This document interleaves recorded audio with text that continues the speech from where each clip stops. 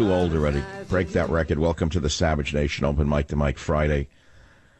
Here's the question of the day. Why do you think Trump and all the president's men are racing to war in Syria?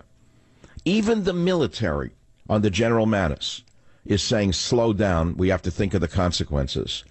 But that doesn't stop John Bolton, Nikki Haley, another bloodthirsty maniac in my estimation, for screaming for blood. It seems to me as an outsider looking in that those who have tasted blood and shed the blood of others, meaning the generals, are reluctant to go to war, while those who have never tasted blood nor shed the blood of others are very anxious to go to war. Do you know that as I speak with you, the nuclear doomsday plane has gone aloft as the war fears grow? The Boeing E-4B Night Watch, known as the doomsday plane, is in the air. It's an airborne nuclear war command center that allows the U.S. government to maintain a chain of command in the event of a major war. The aircraft can stay airborne for up to 150 hours. It has built-in electromagnetic pulse protection to survive the impact of a nuclear strike. The Night Watch took off from Wright-Patterson Air Force Base in Indiana shortly after President Trump tweeted that missiles will be coming, despite Russia's vow to shoot them down and attack launch pads.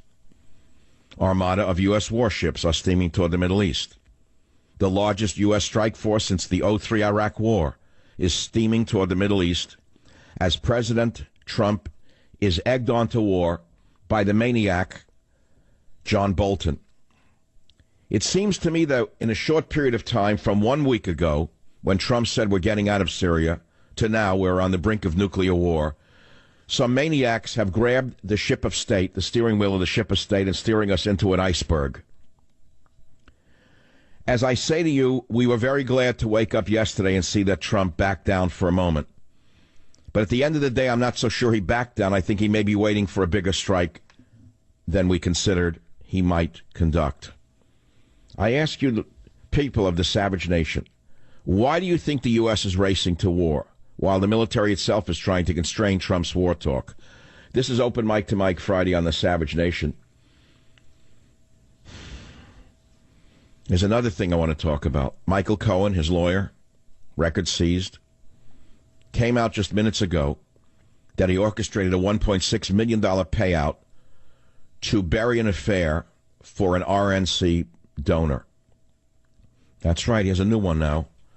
President Trump's lawyer, Michael Cohen, arranged a $1.6 million non-disclosure agreement between a prominent GOP donor who was close pals with the commander-in-chief and former Playboy model he impregnated, a new report said Friday. Wall Street Journal just reported that the payoff that Cohen arranged was for Elliot Broidy, a deputy finance chairman of the Republican National Committee. Broidy, an L.A.-based venture capitalist, works on the RNC's fundraising efforts with Cohen, a national deputy finance chairman. Are you saying it's fake news? Well, hold your tongue. Because Broidy himself just said, I acknowledge I had a consensual relationship with a Playboy bunny, in a statement provided to the Wall Street Journal by a spokesman. He continued, at the end of our relationship, this woman shared with me that she was pregnant. She alone decided that she did not want to continue with the pregnancy, and I offered to help her financially during this difficult period. This guy, Broidy, was a vice chairman for the Team Trump campaign's joint fund with the GOP during the 2016 campaign, raising over $108 million. He personally gave more than $160,000 last year to the RNC, according to the Wall Street Journal.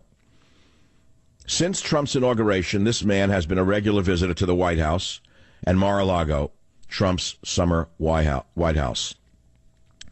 Strangely enough, this guy Broidy, who is based in L.A., helped organize a fundraiser in Beverly Hills, Beverly Park, actually, last month, that Trump attended, the people said. Now I know why I wasn't invited. It was in that place where I own a house. I guess it's pay as you go, huh? News to me, I never paid a dime. So, my friends, here is another negotiated hush NDA, and I'm starting to get very queasy about the whole picture. You know, those of us on the conservative side of the aisle, or the independent side of the aisle, or the libertarian side of the aisle, or the non-democrat socialist side of the aisle, we like to believe that we're on the right side. We're on the family values side. We're on the Patriot side. And yet here's another sleazy story coming not from the other side, but from this side. I'm starting to tell you it's making me very sick. All of this filth is starting to get to me. Really starting to get to me. But these are not the only stories. I'm more interested in the blood that's about to be shed in the Middle East because of greedy psychotics who want war for their own personal aggrandizement of power and or wealth. Now, I thought that we, the people, had stopped this war the other day with a email campaign and to try to talk to Trump right on these airwaves. And maybe we did, but maybe we didn't. I have a fear it's going to be bigger rather than smaller. We have some sound bites that you must hear from the war hawks. Here first is Nikki Haley, who I never cared for.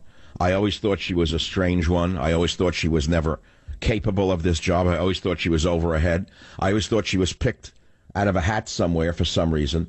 Here is a woman, Nikki Haley, wanting more blood in clip one. So you have a member who has used chemical weapons.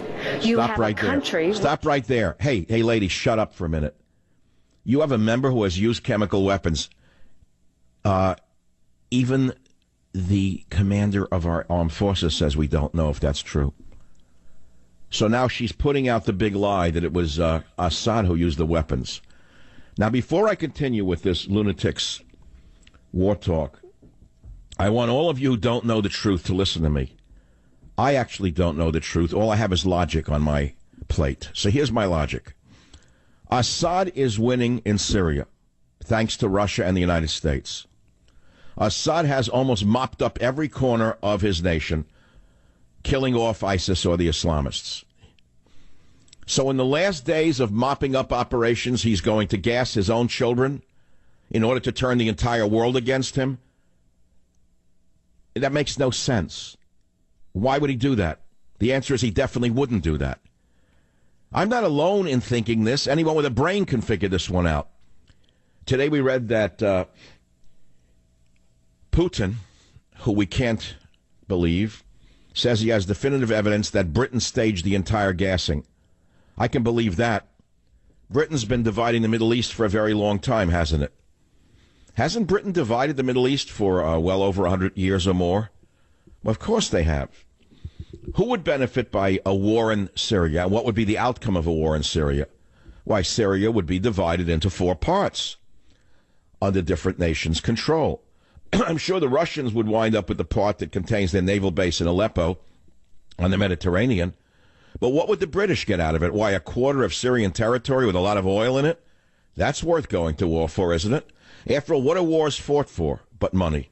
There's no other reason wars are ever fought except over money. No other reason. Money, money, and more money. So Britain would get a quarter of Syria. Russia would get a quarter of Syria. Perhaps the U.S. gets a piece of it. I don't know who gets the other piece of it, nor do I care. I think France would because they're ready to bomb as well. So, my friends, think very carefully before you get sucked into this vortex of lies. We, the people, are the ones who have to say enough is enough. No more foreign wars. Didn't Trump just 7 to 10 days ago say that we've spent something like $16 trillion on wars since the year 2000? And what have we gotten for it? Nothing but body bags and a depleted treasury. Didn't he say that when he was being rational about this? And then all of a sudden along comes this strange, creepy man, the walrus. The walrus himself comes in, and within a few days the world is on the verge of a nuclear war. No, my friends, this is not good. Especially when Lindsey Graham, one of the worst pinkos who hates Trump, is egging Trump on to a war. Especially since there's not been a word, not a single word. Think about this. Think very carefully about what I'm next to say to you. Not one Democrat has come out and said, no, Mr. President, don't go to war. Why has Dianne Feinstein not said a word about don't go to war? Why has Mad Pelosi not said a word about don't go to war? Why is the entire Democrat establishment silent in midst of all of this war talk? It's pretty clear to me that they want a war in the Middle East so they can condemn Trump for being a warmonger. Do you understand that? So who's egging Trump on? Don't use words like the swamp with me, please. It means nothing. The swamp means certain people. The swamp means certain people. And that includes people of the type that I've just played. Lindsey Graham would be the swamp. Nikki Haley would be the swamp. John Bolton would be the swamp. That's what we mean by the swamp. So don't use words like swamp when there are actual people who are calling these shots, trying to drive us into war. What do we gain by a war in Syria? Nothing. What do we lose by a war in Syria, possibly engaging Russia? Possibly everything. Why are we talking about war at this time? Is it another wag the dog scenario? I pray to God it is not. But, you know, I know history well enough to know, going back to Bill Clinton, but well before him, that during the purple dress phenomenon, what did Clinton do? He launched missiles, didn't he? He launched missiles to get the headlines changed from the stain on the purple dress to the red badge of courage. Join the Savage Nation. Call now, 855-400-SAVAGE, 855-400-7282. Your cell phone connected to your tablet. Tablet is connected to your smart TV. And they're all connected to your Wi-Fi. Great. But it may only take 1 weak link in all those connections for criminals to get in. That's why new LifeLock identity theft protection now adds the power of Norton Security, which I use, by the way. While LifeLock uses proprietary technology to detect threats to your identity, like your info for sale on the dark web, the addition of Norton Security helps protect up to 5 of your devices from online threats like ransomware, and if there's a problem, LifeLock's agents will work to fix it. Of course, no one can prevent all identity theft or cybercrime or monitor all transactions at all businesses. But new LifeLock with Norton gives you more protection for today's connected world. I want you to join now and you'll get an additional 10% off your first year. Just head to LifeLock.com, enter promo code SAVAGE. That's LifeLock.com, promo code SAVAGE for an additional 10% off your first year. Talk Radio 560 KSFO.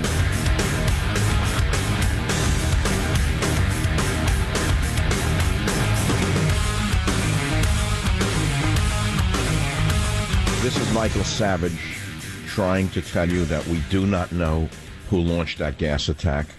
And yet, as we speak, an E-4E Skyhawk is in the air. The nuclear doomsday plane is airborne.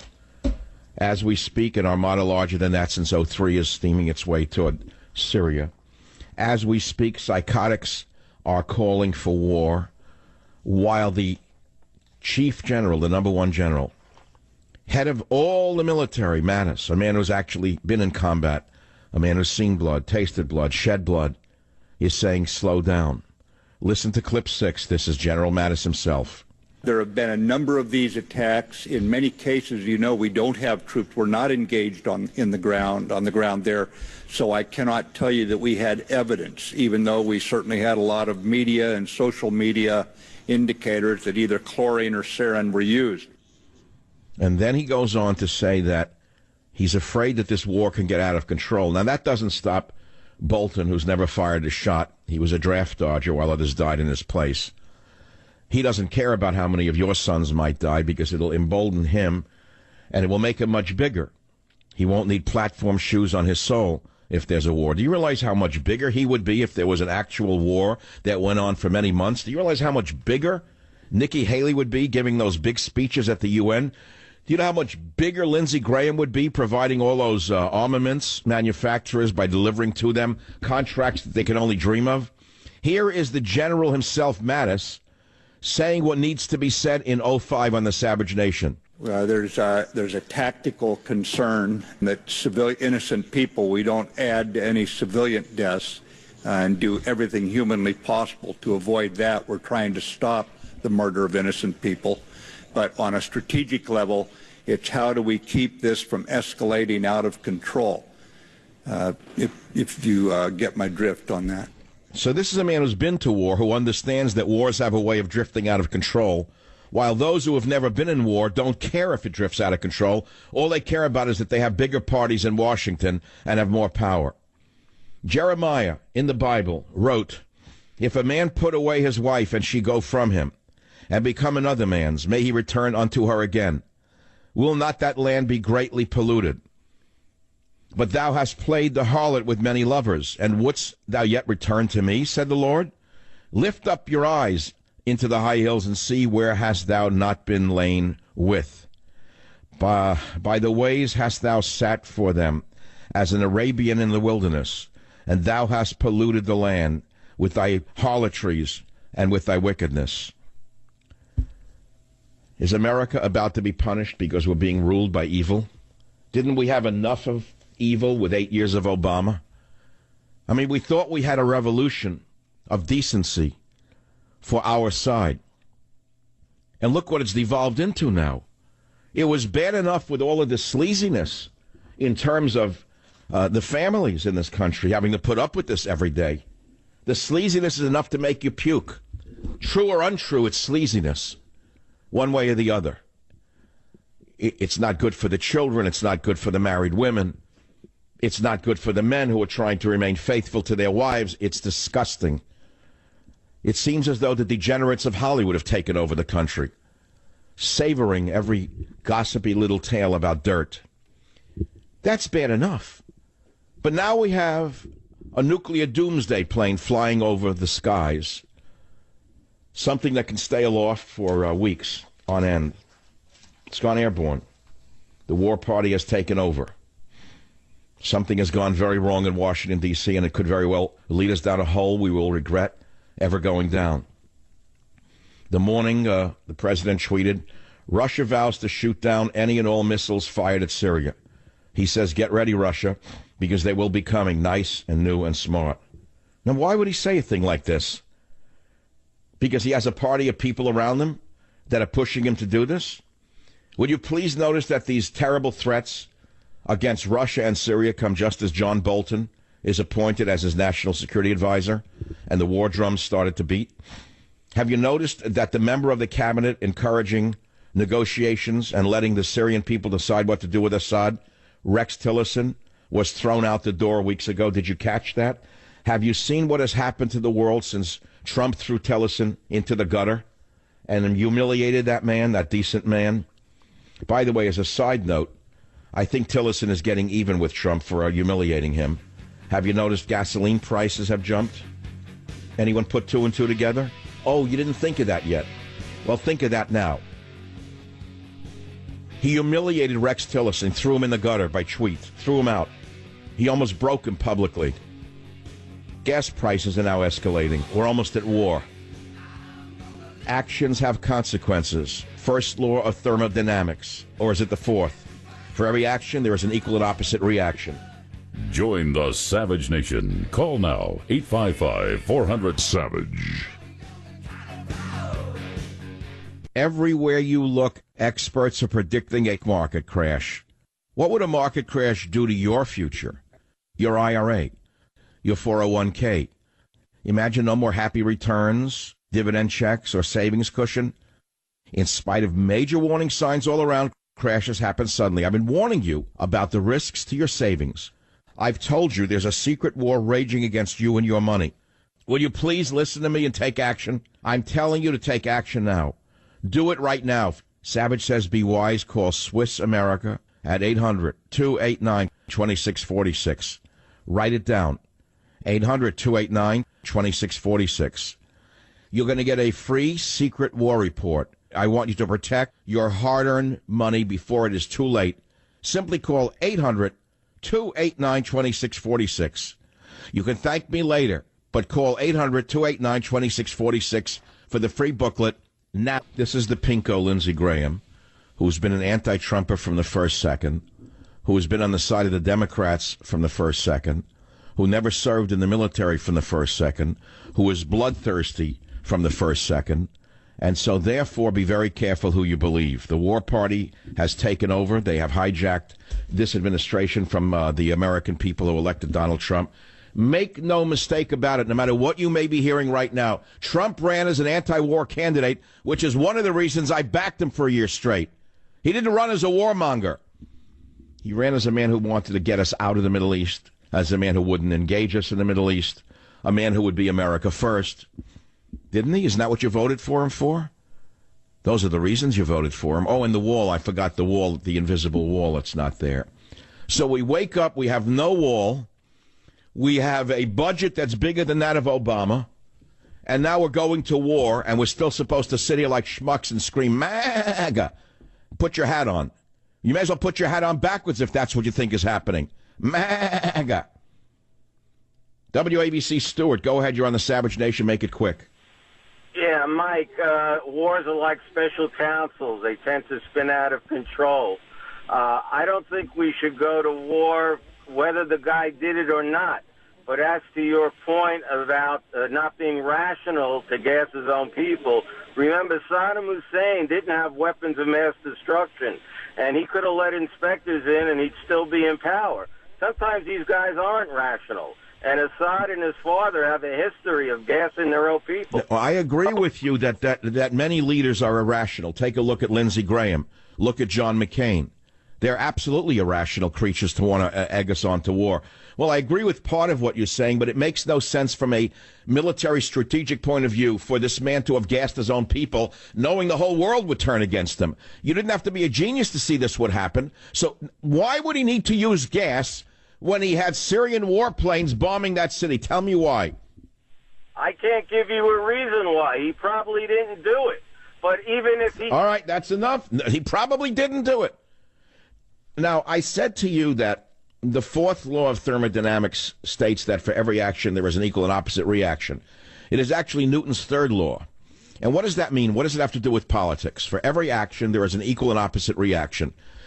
So our top general, who has been to war, a Marine general at that, not one of Trump's not one of Obama's papier-mâché generals, a real general, a Marine general, says, wait a minute now. One, we don't know if he did it because we're not on the ground.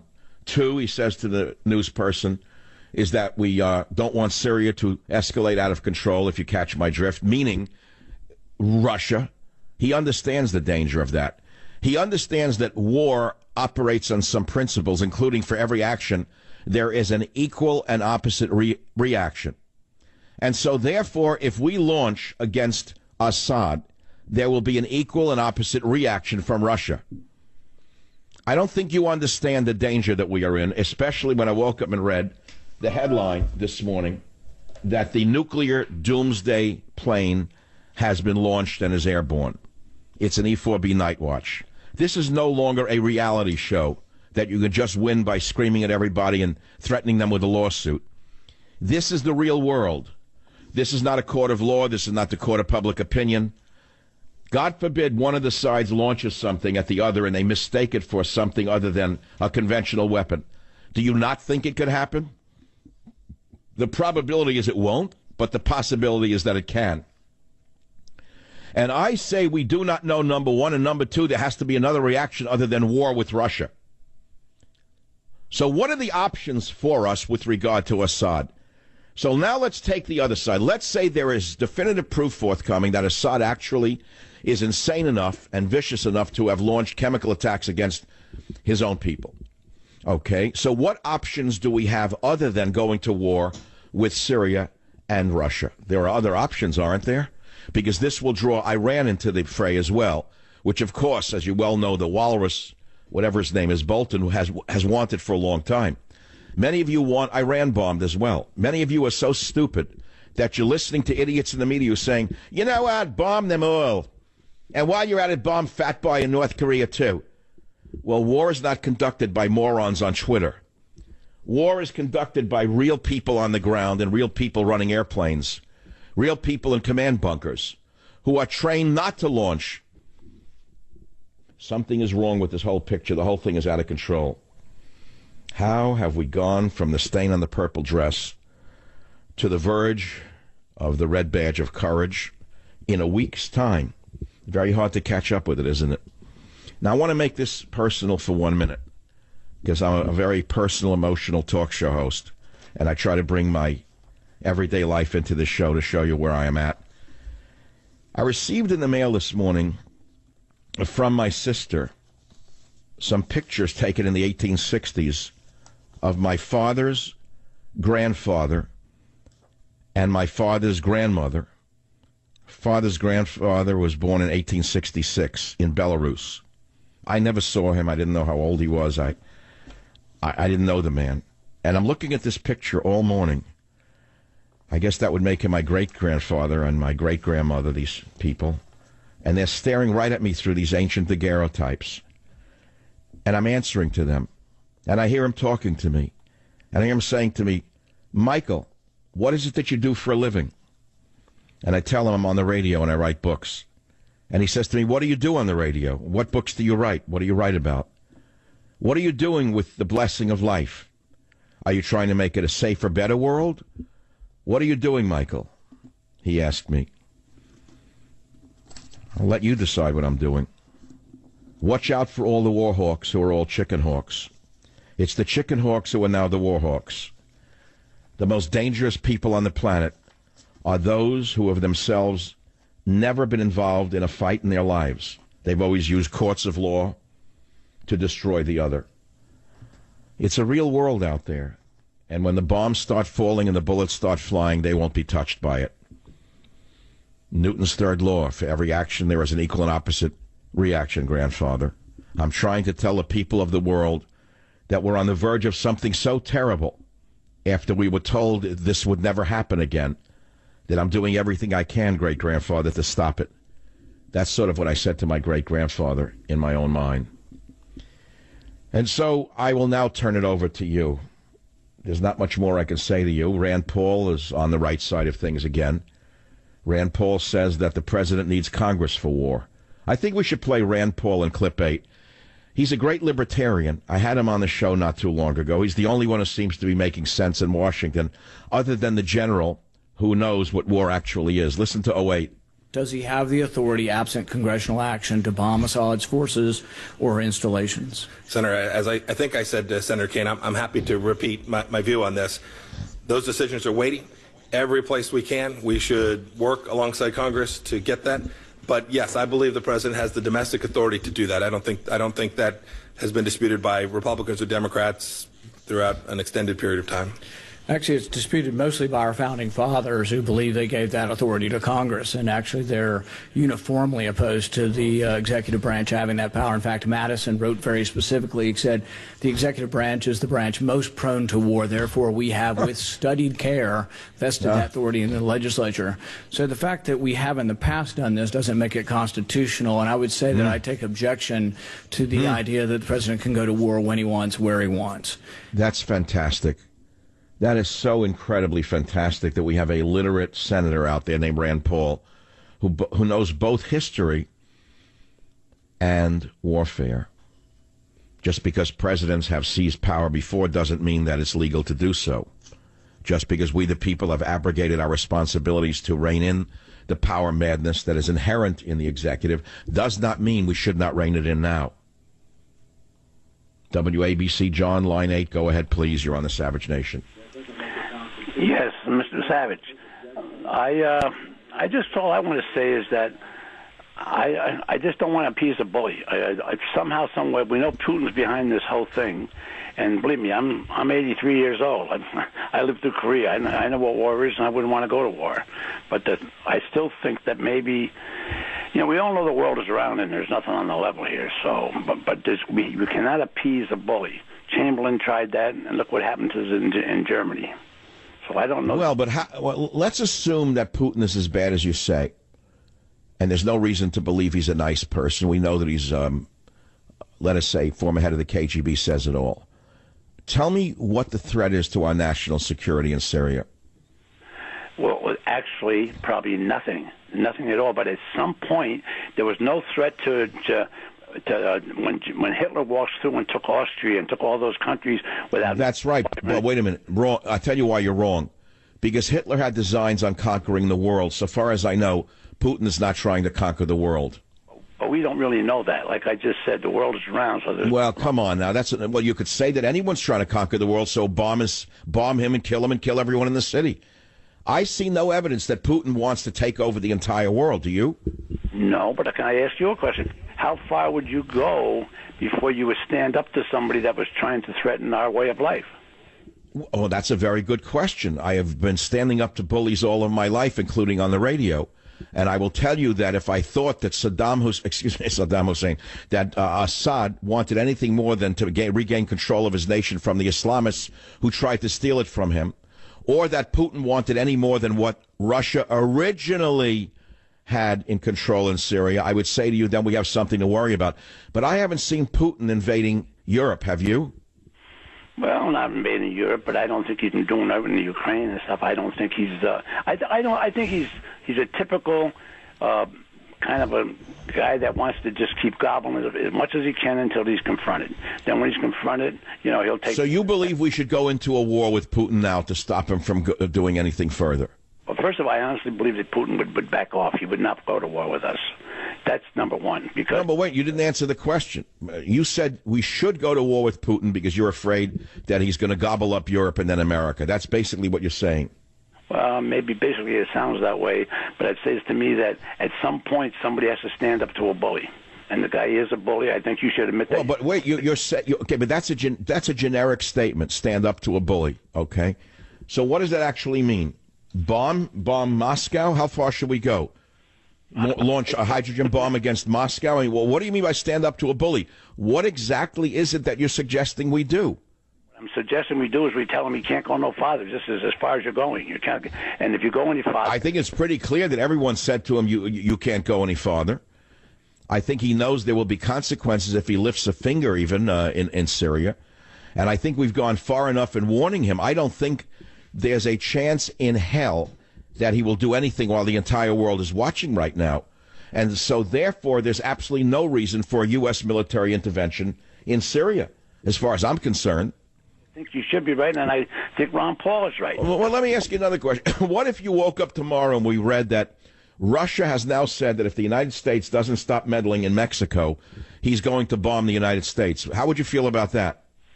Well, I don't know how much we're meddling in Mexico. I thought we were just trying to stop people from coming here. I didn't think well, sure, we're trying to stop them from coming, but more are coming now than came before Trump became president. That's although we were promised a wall, we got nothing, not even a picket fence. I agree with you. These are very, very dangerous times, and I certainly appreciate the intelligence of your call. I have to take a quick break. Back in a minute. Join the Savage Nation. Call now, 855-400-SAVAGE, 855-400-7282. Savage. The Savage Nation is sponsored by Swiss America, the only company I trust with my financial future. Call 800-289-2646 or SwissAmerica.com. Do you have trouble sleeping like most people do? I'm here to change your sleeping patterns forever. I myself have never slept better since I started using MyPillow. I would toss and turn all night and never feel fully rested, but that's all changed once I discovered MyPillow the way I like it. MyPillow uses a patented technology that morphs perfectly to the type of sleeper you are. You create the pillow that's right for you, right on their own website. It's amazing, and of course it's all manufactured right here in the United States and comes with a 10-year warranty. You can wash and dry MyPillow, and the best part is you get a 60-day money-back guarantee, so you have nothing to lose. I want you to go to MyPillow.com or call 800-768-0898, promo code SAVAGE. Take advantage of my special 4-pack deal. Buy 2 premium MyPillows, and you're going to get 2 Go Anywhere pillows for free. Rush to MyPillow.com or call 800-768-0898, promo code SAVAGE, to take advantage of my special 4-pack deal. From Connecticut. My husband looks 10 years younger using Genucel. He saw results the first day he used it. I have also had remarkable results. Can't be without it. Imagine the bags and puffiness under your eyes gone, and watch those sagging, droopy eyelids disappear. That's years off your appearance. Genucel by Chamonix is an easy choice. Genucel contains natural ingredients for incredible results safely and quickly. It's as simple as that. In fact, with immediate effects, you'll see results like Joanne's in as little as 12 hours or your money back. Guaranteed that right now is the perfect time to try Chamonix's brand new Genucel Eyelid Lift for droopy, sagging eyelids. Order Genucel today and get the brand new Genucel Eyelid Lift absolutely free. Go to Genucel.com. You heard me. That's Genucel.com for the free Genucel Eyelid Lift, or call 800-SKIN-891. 800-SKIN-891. If you call right now, you're going to get express shipping also free. Hurry, call 800-SKIN-891. 800-SKIN-891 or go to Genucel.com. One thing we can all agree upon, whether we're arguing over the war or peace and who did it and who didn't do it, is that we all have to be down on the regular level of life where things happen. So you talk about a car. Have you ever taken your car in for an oil change? The mechanic finds something wrong and you're hit with a bill you didn't expect? Well, it's happened to all of us. And I'm telling you, you should get protection in advance. Because if your car breaks down after the manufacturer's warranty expires, it'll cost you thousands of dollars. An engine, many thousands. Even a sensor today can cost over $1,000. CarShield is the way to go. It makes the process of fixing a car for a covered repair very easy. You can have your favorite mechanic or dealership do the work, and they'll pay them directly. They also give you 24/7 roadside assistance and a rental car while yours is being fixed for no additional charge. And so listen to me carefully. If your car has 5,000 to 150,000 miles, it doesn't mean you have to pay high repair bills. CarShield administrators have paid out close to $2 billion in claims, and they're ready to help you. They're the real McCoy. Save yourself thousands in future repairs. Get covered by the ultimate and extended vehicle protection. Call 800-CAR-6100, code SAVAGE, or visit carshield.com, code SAVAGE, and you'll save 10% on the cost of this policy. That's carshield.com, code SAVAGE, or call 800-CAR-6100, code SAVAGE. A deductible may apply. Ezra, KSFO, time is short. Line 8 is up. You're on the Savage Nation. What's your point? Mr. Savage, I just want to say thank you for what you do. I listen to you every day. I just want to say thank you for saying that, what your grandfather said, what have you done in your life to be positive, etc. I think that a lot of us, forget that on a daily basis, and you helped me. No, I never met my great-grandfather. I never met him. He died in Europe. I mean, he never got over here. He was wiped out. He was wiped out probably before World War II even began. He may have passed away. I don't really know, but I do know this. I never saw a picture of him until a few hours ago that came to me from a relative. And all I could do is the minute I saw that picture, I started to think, what is he saying to me right now? I don't want to go down the road of philosophy right now and things of that nature, but there are many religions on earth that believe our ancestors actually watch us in our daily lives. Do you believe that? Yes, sir, I do. Yes, every single day, I do. In other words, as you walk the streets, even of where are you, in Manhattan? No, sir, I'm in Camp Pendleton. Oh, you're in Camp Pendleton. Okay. I am sure that the weight of your responsibilities weigh very heavily on you at Camp Pendleton, because the burden of our nation is upon your shoulders. There's no question about that. It's not upon the shoulders of the talk show hosts. It's upon the shoulders of the soldiers. Well, let me send you God, Faith, and Reason as my gift to you, because it's the wisdom that I collected in my life that no doubt comes through my DNA and my experiences on this earth. But sometimes I go astray, I go awry, as all of us do. But as a wise mystic once said to me, life is like a carnival. You walk down the center of this road, and on the left and the right, there are various and sundry forces trying to draw us into the games that they are playing. Stay on the road. But nevertheless, significance to many of the people out there. You will not hear me talk about Comey. You will not hear me talk about Mueller. I'm astonished, by the way, how supposedly intelligent people on the conservative side of the aisle in the media are sitting there reading from the Comey book and saying it's all false while reading it on the air. Now, the first rule is you don't feed a lie. Now, I don't understand how they don't know that. In other words, if you're saying Comey's a liar, what are you reading his book for? All morning, that's all you heard from the conservatives in the media. The book, the book, the book. They're probably doubles playing for the other side, trying to bring Trump down. I mean, the more you sit up there and say, how dare they say that Trump did this? We know he didn't do that. The more you know, they're probably trying to get you to think he did do it. To me, a much bigger story than Comey or the book or Mueller is war. War and peace, that's all that matters. It's one of the main reasons I backed Trump, was because he ran as a anti-war candidate, said he would get us out of foreign wars. And for a long while, it looked as though we had that kind of president, where we would forgive him his affairs, we'd forgive him his personality defects or strengths, however way you look at it. As long as he kept us out of war, we'd forgive almost anything. Then the budget came along, $1.2 trillion. I didn't forgive him for that. I said this is bigger a budget than what Hillary could have gotten away with if she was president. I voiced my opposition. I'm only a talk show host. It's one voice amongst many, but an influential voice, make no mistake about it. I have said to you before, we in the media who have a large audience, and I'm one of many who do, actually one of several who do, are sort of like a party unto ourselves. We are not elected to office, and yet we influence public opinion. And in so doing, we hope we influence policy. Well, today I'm trying to influence policy. Today I am saying do not go to war based upon nothing. Mr. Trump, you said you wouldn't just a week ago. Now, yesterday I played a soundbite from Nicholas Farage I think that's his first name. Farage has that great booming voice, the great English voice that we used to like. And during the Brexit campaign, he was on Fox News, it seems to me, every other day, with the wall banger, could not get enough of him. All of a sudden, Farage, since he's saying don't go to war, is persona non grata at Fox News. He now joins Michael Savage in being an outcast amongst those who claim to be conservatives but are now bloodthirsty warmongers. Listen to Farage on his own show on the BBC, please. It is the same military establishment who lined up and formed a pretty big consensus over Iraq. It was about regime change. It wasn't really ever about weapons of mass destruction, and I bet Blair regrets having ever made that argument. But it was about regime change, and sure enough, we toppled Saddam Hussein. And then we go fast forward a few years to Libya, where virtually nobody in the House of Commons stood up and thought it was a bad idea to attack Libya. I have to say, I thought it was one of the worst foreign policy decisions we've ever taken. Undoubtedly, we have made Libya a far worse place than it was under Gaddafi and Iraq. I mean, how many hundreds of thousands of people have died in Iraq, and there's still no real proper settlement in sight. Pardon me. And now we come to Syria. The same exact formula holds. Remember what happened in Libya when we overthrew Gaddafi. He begged for his life, and Hillary said, we came, we saw, he died.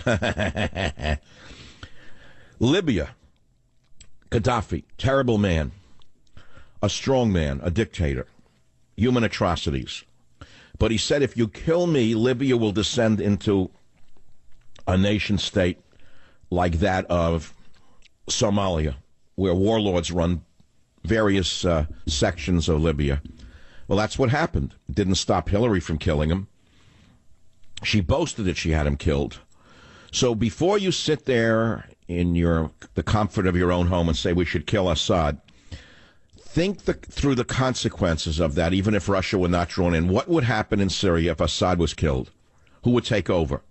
Do you want ISIS to take over? And think about what you're saying. What do you want to happen in Syria? Are you people crazy? Okay, I'm going to take your calls right now. I want to hear what you have to say. It's Open Mic to Mike Friday. WABC, Jerry, line 9. Go ahead, please. Yeah, Mr. Savage, I was inspired last month to call you in your defense of the elephant, and this is very stirring what you're saying about the war. It's much more important even than that. But my point is, I think Mattis and Kelly, with their military background and their vow to protect the Constitution, there's a potential for them to stand up to Trump and even a coup, because I think what's going on in the Southern District of New York with Trump, to his business, his family, I think it's an existential threat because of the way he conducted business for the last 25 years. And I think Trump will have nothing to lose but to distract the country with the war. And I think it's Kelly and Mattis will stand in the way. The rest of maybe Pompeo, the rest of that cabinet are quizzes. No, before you go, I would assume you are a Democrat. I'm a Democrat, and I get teased by my liberal friends for calling you and for listening to you, but I absolutely respect you, and I enjoy your shows. Well, hold on. Let's think about this for a minute, irrespective of whether you respect or enjoy me. You're a liberal, so it doesn't mean you're wrong in your opinions, right. Especially in this case, nor am I necessarily wrong because I'm not a liberal. Well, let's think about what you just said. It seems to me you're against the war. Are you liberal? Are your other progressive friends against the war? No. They really don't think things through. I mean, the problem with 90% of the world doesn't think things through. They don't. Why have we heard no voices saying don't go to war in Syria from the left? Why is the left so silent on the potential for war with Syria and Russia? I mean, you say they don't think. Let's you and I think this through together. Why is Pelosi a woman who can't shut up? Why is Feinstein not saying a word? The entire Democrat leadership is silent. Why is that? Because they fear being a label hung on them that they are weak on national defense. So you don't think it's because they want Trump to stumble into a foreign war that he cannot get out of? I'm not that cynical that Oh, well, that separates you from me. it does make me laugh. Yeah, I don't think they think enough. I don't think the people in our Congress, especially in the House, I just don't think they're educated enough. I don't think they're philosophers. I think we have very few people that think beyond tomorrow. Well, I agree with you on that. We do live in the present, and with the news cycle being what it is, and with the distractions of the sluts that we see every second put in our face by the Molochs who run the media, I don't think people have a capacity to think. You ask yourself, how is it that an unknown, disgusting human being can lift her skirt on Sunset Boulevard and hit the newspapers the next second, and all of a sudden that's bigger news than war with Syria? You'll understand how brainwashed the American and, frankly, the people of the world are by the devils themselves, who are the people who run the media. Make no mistake about it, those who run the media are responsible for the low IQ that is being offered by most people. People are not that stupid by nature. Some of them do have the capacity to either lead higher lives or think on a higher level. But if every day all you do is feed them filth and striptease shows, what do you think you're going to wind up with? You're going to wind up with the people in America who are on pills day and night, whether they be for psychic problems or for physical problems, which in many cases are a manifestation of the meltdown of the soul. But I don't want to go into the whole psychosomatic medicine thing at this time. I'll do that another time. Actually, I should do it for you for a minute, since I stumbled upon it. Let me go down that road for a minute. It has nothing to do with the topic at hand, which is war and peace. But for 1 second, I want to mention something that I learned back in the 80s. I was writing the book Maximum Immunity, which, by the way, is in 6 or 7 languages. It's one of my best books. And it was just around the time of the AIDS epidemic. At the time, I was working in a gay men's health clinic here in San Francisco. I was the only straight guy in the clinic. I knew the director, great, very nice man. And I was a young PhD in nutrition from University of California at Berkeley, and he saw me at a conference and he invited me to be the nutritionist in that clinic. Well, I lasted for 3 months for one reason. Nobody knew what AIDS was at the time. It was a disease that manifested itself, but no one knew the cause of it. No one knew about HIV. But I saw that a lot of people in the clinic were getting sick, and I decided I wanted to get away from there because I was afraid I'd pick something up by accident. Well, anyway, I quit. I left. Well, we then learned what the epidemic was caused by, and I became even more fascinated by illness and causation and whatnot. I've been in this world my whole life, really, since I've been a child. And I stumbled upon my readings in psychosomatic medicine. And there was a very telling story that I wrote about, which was that of a Ferrari driver, a woman, who crashed her Ferrari in a race, and shortly thereafter developed an autoimmune disease known as lupus. And the authors of the article compiled a number of such incidents of people who had traumas in their lives and then developed autoimmune diseases. And their argument or postulation was that sometimes great emotional traumas can yield somatic disorders. Now, this has nothing to do with the topic at hand. It's just a side note of the discussion today on Open Mic to Mike Friday, but we can go down any road you want. I do have a load of callers here on the issue of war and peace. I'm not going to talk about Mueller. I'm not going to talk about Comey. I could care less. Will I watch the Stephanopoulos interview Sunday night? Yes, absolutely. I recommend everyone listening to the show do that because it's part of our news. It's part of our life. It's part of our reality. I'll tune in and out of it, and I will watch it. I mean, normally I watch Homeland, and then I watch Billions if I'm still up. Sometimes I can't wait up that late. But, yeah, I'll tune into that. I want to see what this is all about, that ABC is setting up this big story. But other than that, I'm not interested in it. You know, it's just a smear campaign at the end of the day. Back in a minute. If you want to call, please don't, because we have no open lines.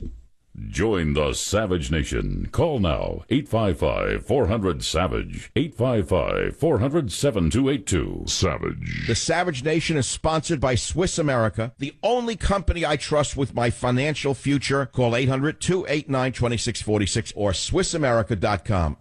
Wouldn't it be great to have all the energy that you want all day long? Unfortunately, fatigue often gets in the way. You know that. It seems to get worse every year, doesn't it? And here's why. When you're 20, your body has a natural ability to maintain healthy circulation. But by the time you're 40, that ability decreases by half. That leaves you feeling tired. So what can you do to increase that youthful, natural circulation and fight fatigue? Drink Super Beets. Super Beets promotes the body's own natural ability to produce healthier circulation for increased energy and stamina all day long. Only Super Beets is made from beets grown to exacting standards, which are then concentrated into superfood crystals. So listen to me. If you want to increase your own natural energy, you go to 1-800-481-0504 or SavageLovesBeets.com. With your first order, you're going to get another 30-day supply of Super Beets free, plus indicator strips to see how Super Beets actually works for you. And you get free shipping. Call 800-481-0504, 800-481-0504, or go to SavageLovesBeets.com.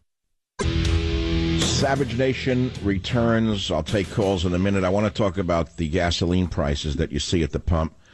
I'm stunned out here in California. They're $4 a gallon, $4.18 a gallon. And I said a year ago that Trump will do okay no matter what they throw at him unless gasoline prices go up.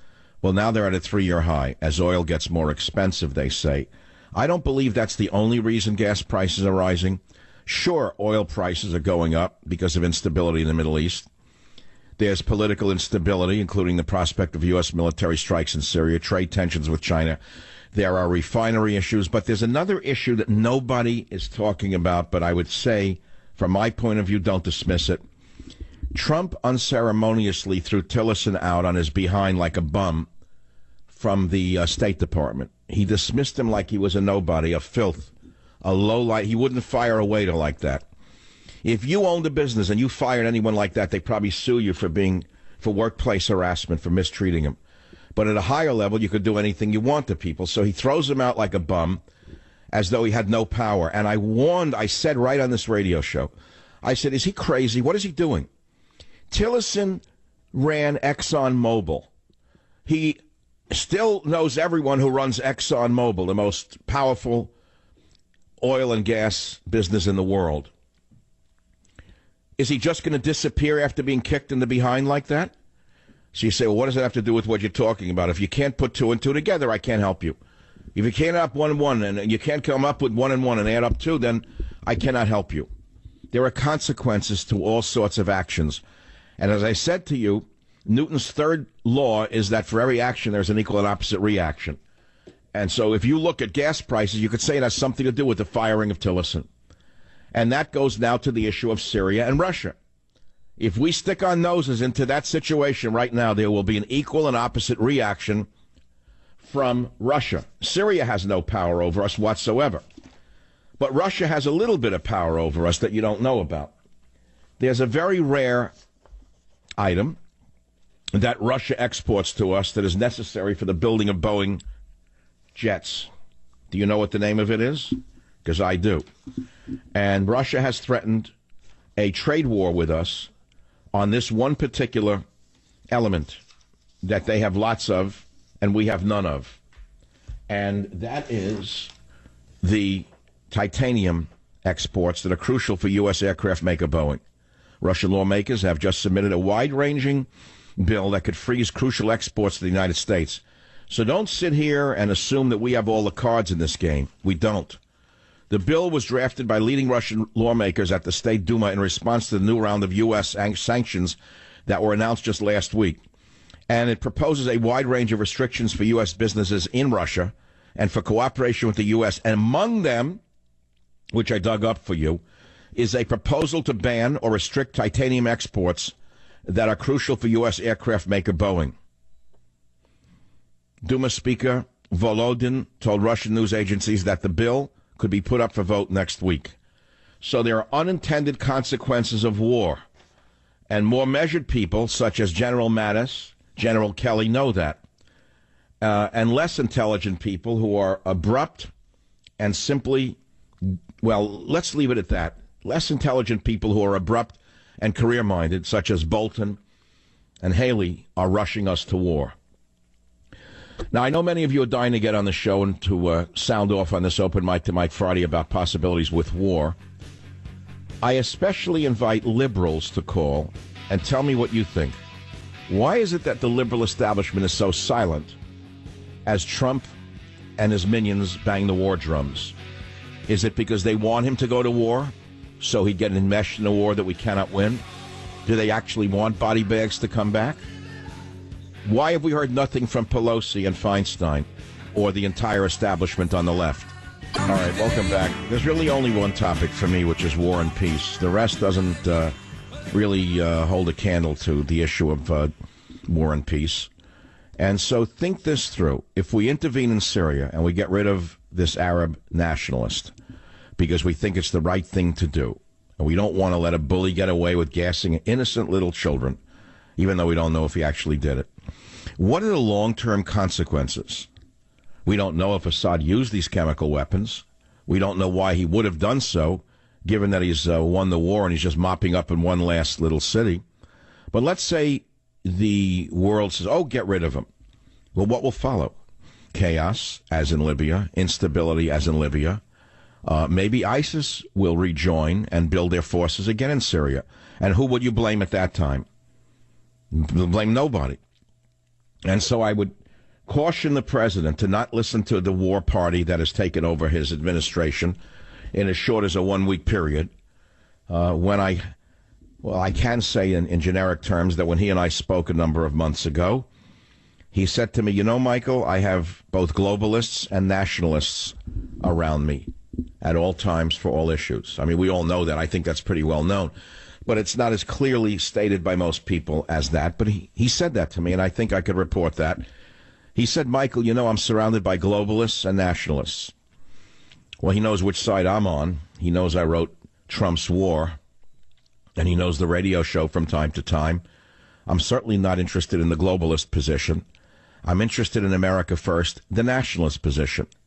And so, therefore, I'm totally against intervention in Syria. And he would have been so as well. And he was until last week. And then all of a sudden, the so-called swamp, if you want to call it that, put this guy Bolton in there. And the next thing you know, this maniac is whispering in his ear, egging him on to go to war based upon evidence that even his top general doesn't have. Something's wrong with the whole picture. But my biggest question of the day is, and by the way, if you miss any of my show today or any other day, don't worry. It'll be repeated tonight on Fox News by others without giving me credit. That's the one thing you can count on. If you somehow miss any of the 3-hour show, don't worry about it, because the transcripts are being typed as I speak, and the essence and gist of almost everything that I say that is original will appear tonight in some form or another on one of 3 shows. And so, as Lao Tzu said, it doesn't matter who rips you off, basically, in your ideas, as long as your ideas are spoken of. So thank you very much at Fox News for having my ideas on without having me on. It's easier for me that way. KLIF in Dallas. Jake, line 4, you're on the Savage Nation. What's on your mind?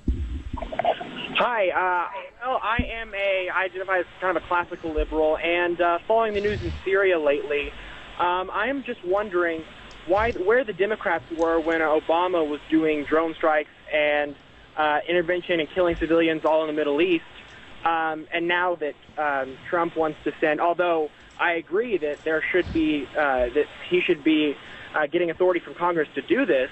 I'm just wondering, why weren't they talking about this when Obama was president, and now as Trump wants to send something over to Syria, now they're all about limiting the powers of the president? Well, but I don't even hear the liberals limiting the power of the president. Well, have any liberals said that? I think that, the liberals and the Democrats, the more corporatist Democrats, are coming out and saying that Trump needs to get authority from Congress. Congress needs to pass to make... No, but Jake, you are a liberal. So you would say the most powerful liberals in the country would have to be Feinstein and Pelosi, wouldn't you say, more or less? I would say so. I would say I identify more as a classical liberal in the classical sense. So I understand. Like, let's say a JFK type of liberal. Okay, I understand that. I think he's necessary. But I have not heard one voice on the liberal side saying don't go to war. It seems they want him to go to war. That's the point I'm making, Jake, and I thank you for observing the same thing. Roger on KSFO, line 6. Please make it quick. Go ahead, please. Yes, I'm saying the same thing. Don't go to war. Also, I am a liberal.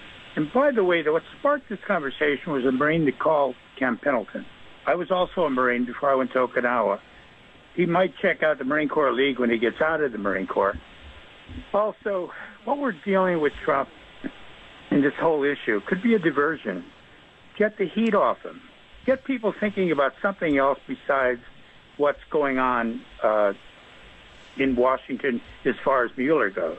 So you're saying from the stain on the purple dress to the red badge of courage, as I put it more eloquently about an hour ago. Yeah, it's. Well, let's take that cynical point of view that you just expressed. He wouldn't be the first president to have done so, would he? Well, as far as Nixon. Well, didn't your boy Bill Clinton do the same thing? Bill Clinton didn't go into the war like this. No, wait a minute. Hold on. When the stain on the purple dress was exhibited on the Drudge Report for the world to see, didn't Bill Clinton go to war almost the next day? I think equating the both is ridiculous. You know, you and I are different. You believe in Theodore Roosevelt. I believe in Franklin Roosevelt. What's happening in Washington now is Well, you didn't answer the question. I don't care who you believe in. Bill Clinton did a wag-the-dog war several times when he got in trouble. He did it after the purple dress. He also launched an illegitimate war crime against the Serbian people. He bombed every bridge on the Danube River on the pretext of the Serbians doing something evil to the Kosovo Muslims. He then allowed the UN to steal 1/3 of Serbia's territory, which had been part of Serbia since the 1300s. So don't tell me no president has ever done that before. Well, listen, when Clinton went into... All right, it's enough already. That's Red Roger from San Francisco. I'm glad to hear you're alive and well. He used to call on my show when I was a local host on KSFO. We're talking about 20 years ago. I didn't know Red Roger was alive. I'm glad to see that liberals, despite their lascivious behavior, live this long. It's very nice to see that he's still alive. You know, I was in San Francisco, just as a side note, the city I love to hate, last night. I don't go over the bridge as much as I used to, even though I have a place there. And I came out of the restaurant, and there was a woman walking with a mattress on her back. I couldn't believe what I was seeing. You think it's a joke?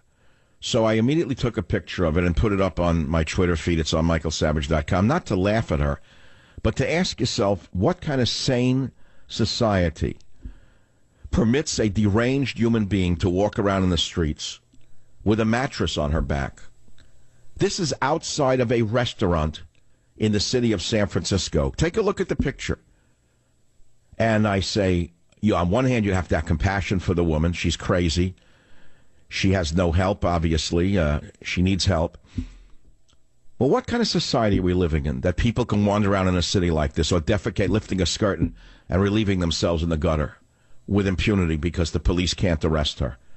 Believe me, we don't want to live like this, but this is what liberalism has wrought on a domestic level.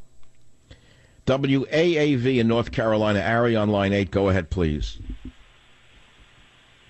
Ari, you're on the Savage Nation. Please talk. All right. Going once, Jim. Going twice. It was a good call by what I could see. He's not there, though. He said the Russian army is not strong enough to fight us. I guess Ari never heard about airplanes and nuclear weapons. I don't know what does he still think we're living in the Civil War era? Russian army not strong enough to go up against ours. You hear this? That's a real genius statement. They are known to have submarines that are as good as ours, if not better, which can launch thermonuclear weapons to any part of the world with the press of a few computer codes. So now, we're not playing now with the Civil War where armies line up against each other with muskets. No, war is not the answer in this case. There are many other answers. And by the way, where's the useless UN? Does anyone ask themselves, where the heck is the useless United Nations? You know, the UN was never useful. It was a good idea that never worked. And I will say again what I've said on this program before, not in jest. Trump was right when he attacked the UN a few weeks ago. And I will say it again. They're basically in it only for their own advancement. Most of the diplomats are here only for their own pleasure, and not for the safety of the elephants nor the safety of the populations of the earth. By every definition, the United Nations should be in Syria, not the United States. By any analysis, the UN should be sending a force to Syria to protect the poor innocent people in this pocket that was allegedly hit with a gas attack. And while they are there, they should have a proper inspection as to, A, what chemical was used and who launched it, who actually had the canisters of that gas prior to the incident. The UN should be doing this, not the United States. The whole thing is upside down. It makes no sense to me. It is a wag the dog scenario to have come upon us so quickly. It's a big mess, and it shouldn't happen. WTMA in South Carolina 9. John, go ahead. You're on the air. Michael Savage. Go ahead. You're on the radio. This is John Byron. I have one thing to say. It's mad. Mutually assured destruction. I don't think the Russians are insane. I don't think Putin's insane. I don't think Trump's insane. I think they all know what they're risking. And I believe in the goodness of mankind. Wait, hold on. You may believe that, but there is the largest naval flotilla of ours that is steaming in the Mediterranean right now towards Syria. You do know that. Yeah, I know, but it's posturing. Well, okay, wait. And Trump also authorized the launch of the Doomsday plane, which can stay aloft for days on end, which has nuclear codes in that airplane. Why would he do a thing like that if he's not playing nuclear brinksmanship? It's the same reason why he did the thing with Kim, Rocket Man. It's the same thing because he's a master manipulator. I mean, no matter what you think. So, in other words, you're saying he's faking it. He's not really going to go to war. They don't know that. That's the beauty of it. This guy, he plays it. He's the ultimate. Yeah, what the heck? Just send a couple of warships that cost a couple of $100 million to float around. We have the money to burn, don't we? I will remind you that wars have broken nations before. Napoleon III destroyed his nation by starting wars and sending people to war. No, war is not the answer in this case. It's not our business. We do not belong there. Whether or not we could win is not the question. The question is, what business is it of ours to be in Syria?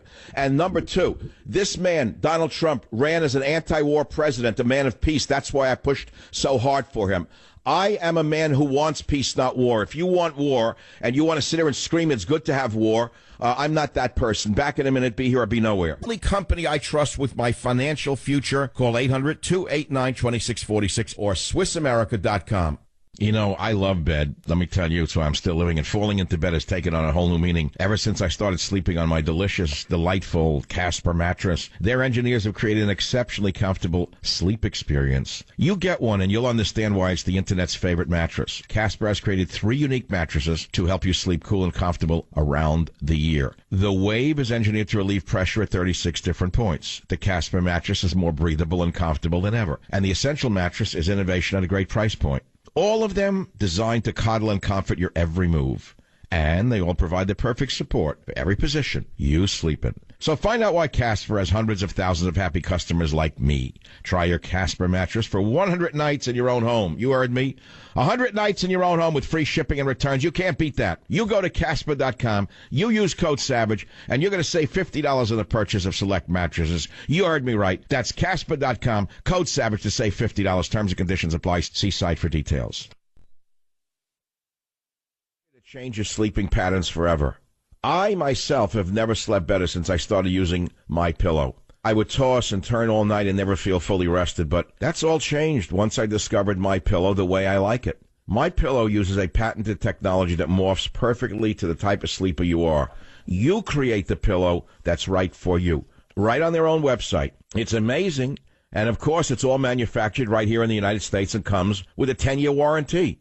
You can wash and dry MyPillow. And the best part is you get a 60-day money-back guarantee, so you have nothing to lose. I want you to go to MyPillow.com or call 800-768-0898, promo code SAVAGE. Take advantage of my special 4-pack deal. Buy 2 premium MyPillows, and you're going to get 2 Go Anywhere pillows for free. Rush to MyPillow.com or call 800-768-0898, promo code SAVAGE, to take advantage of my special 4-pack deal. Hey, taxes. The season is here, and identity thieves are at it yet again. According to the IRS, they're filing fake tax returns now with stolen personal information like Social Security numbers. We're all vulnerable, but the Southwest is a particularly bad region for identity theft, with Nevada being the worst state. And while tax fraud is top of the mind right now, I want you to remember that identity theft can affect Americans year-round. There's so many threats in today's connected world. It just takes one weak link for criminals to get in. Good thing new LifeLock identity theft protection now adds the power of Norton Security to help protect you against threats to your identity and your devices that you can't easily see or fix on your own. Don't assume that it can't happen to you. And by the way, if you do get a problem, they have agents who will work to fix it. No one can stop every cyber threat. No one can prevent all identity theft or monitor transactions at all businesses. But I will tell you this. New LifeLock with Norton Security is able to uncover threats you might otherwise miss. So please go to LifeLock.com or call 1-800-LifeLock, code SAVAGE, for an additional 10% off your first year. If you're going to do this, you use that code SAVAGE. That's 1-800-LifeLock, code SAVAGE, and you're going to get another 10% off. KUGN, Roger, line 5. Let's go to the 30-second or less calls now. Fire away. Okay, Michael. I think that we're overlooking the obvious culprit in the Middle East there. This whole thing, I think, is about, because when you were going through who was going to take how much of Syria, and you had it in 4 parts, the country that's been looking for the balkanization of Syria forever has been Israel, and they've already taken the Golan Heights, and I think they're the people that we need to look at for the false flag on the gas attack. So you're blaming the Israelis for gassing the children? I don't know if anybody gassed any children or not, Michael. What I'm saying is that we've left Israel out of the equation, and they are the No, well, you're right. I'm not going to give another nation a pass. They're the most powerful military force in the Middle East. How can we ignore them? Right. All right, you raise a good point. Truthfully, it was a blank in my mind. So now we add that to the mix. Very nice. Very nice thought. Very nice thought that they could be involved. That's terrific. WABC Mark, line 9, fire away. You're on the Savage Nation. God bless you, Dr. Savage, for being one of the few to speak out against this madness. You know, we've seen this movie before, if you recall. So-called experts on TV pounding the drums for war and regime change. But it's interesting that no one mentions what the Syrian people would like. The fact that they elected Assad, he is protecting Syrian Christians and others and fighting the ISIS murderers, who, by the way, have chemical weapons and have used them before. And it is in their interest to create a false flag. That's right, and then it's in their interest to make sure that Saddam and the Russians do not prevail in peace.